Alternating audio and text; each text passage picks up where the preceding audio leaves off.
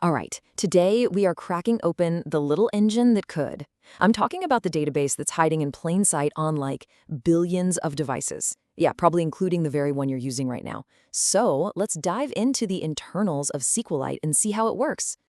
You'd think the story of this revolutionary piece of software would start in some Silicon Valley garage, right? Nope. The real origin story starts somewhere, well, a lot less expected. It starts on the deck of a guided missile destroyer for the US Navy. Seriously. Yeah, you heard that right. One of the most reliable and, frankly, widely deployed pieces of code in all of human history. It was born from a simple challenge, just a dare thrown down between a couple of colleagues. But hey, before we get to that dare, let's just take a moment to appreciate how unbelievably widespread this software is. I mean, you've used it today, I guarantee it, probably dozens of times, and you didn't even know it was there. So where is this thing hiding? Well, for starters, it's the default database for the entire Android operating system. So yeah, your phone. It's used on critical military hardware. It helps run the avionics on the massive Airbus A350. It's even been used in space. It is, and I'm not exaggerating here, quite literally everywhere. So how on earth did we get here? Let's rewind. Let's go back to that warship and meet the creator of SQLite, D. Richard Hipp, or as most people call him, DRH. Okay, so DRH was working as a consultant on this project for the warship, the DDG-79 Oscar Austin. The system they had was using this big, clunky, server-based Informix database, and it was just total overkill for what they needed to do. So frustrated, one of his colleagues just turns to him and says, "Richard, why don't you just write one?" And what did DRH do? He basically thought, okay, I'll give it a shot. Now, that government contract, it eventually got shut down. But in his downtime, DRH actually wrote that database engine. He put the first version online in 2000, and from there, its rise was just meteoric. Motorola was the first big fish, embedding it in their phones. Then America Online started using it on all those CDs they mailed out. Then in 2005, a huge win. Symbian famously chose it over 10 other databases. And then came the big one. Google picked SQLite to be the foundational database for Android. And the rest, as they say, is history.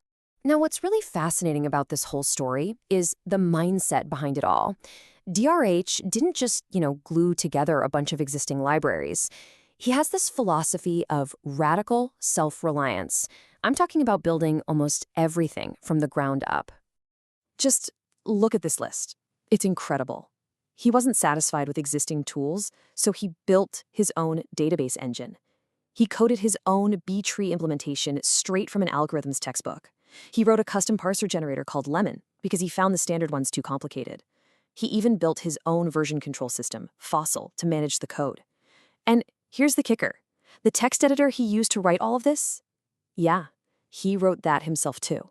And this quote just illustrates his thinking perfectly. When someone asks him about standard tools like Lex, he basically said it was faster and easier for him to just write the C code from scratch. Now, this isn't arrogance, not at all. It's this deep-seated confidence that comes from understanding a problem so completely that you can build the entire solution yourself. Okay, so with that really unique philosophy in mind, let's peel back the cover and actually look at how the SQLite engine works. Let's get into the nitty-gritty. All right, so this is the big picture. This is the entire stack of technologies that makes SQL tick. At the very top, you've got your SQL query, the command you write. And way down at the very bottom, you have the operating system actually writing stuff to a file. Everything in between, that's the magic of SQL, turning that simple text command into a real action. So the whole process kicks off with the compiler. First up is the parser. You can think of it like a translator that reads the SQL you write, checks the grammar, and then breaks it all down into a structure the machine can actually understand. After that, the code generator takes that structure and creates a super optimized set of instructions, basically a little program for a virtual machine to follow. And this program is called bytecode. Okay, so once we have that bytecode program, the second half of the stack takes over. This is the virtual machine, or VM. It's like a tiny, incredibly efficient little computer running inside the main program. It takes that bytecode from the compiler and executes those instructions one by one. And this is the part that actually interacts with the storage engine to read from or write to the database file on your disk.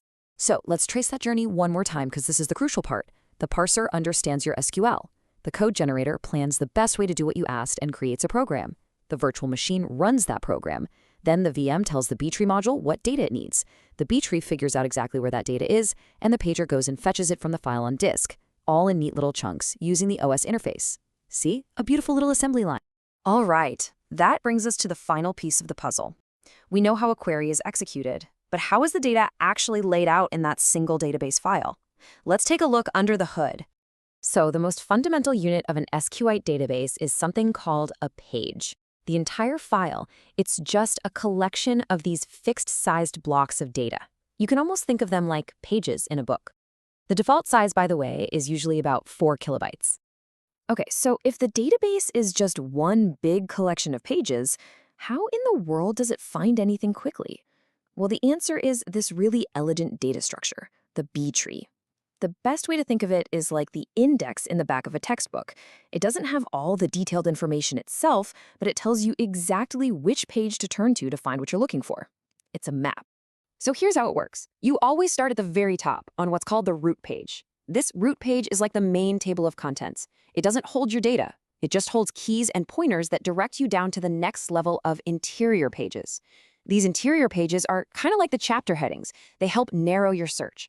You just follow this path, making decisions at each interior page until you finally arrive at a leaf page. And it's on these leaf pages, way at the bottom of the tree, that your actual table data is stored. It's an incredibly efficient way to search because you never have to look at every single page. And that really brings us to our final thought here.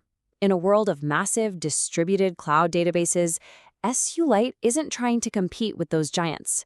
It's competing with something much simpler, fopen, just writing raw data to a file.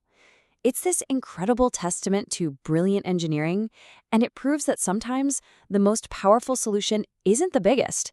It's the one that's perfectly designed, completely self-contained, and small enough to be, well, everywhere at once.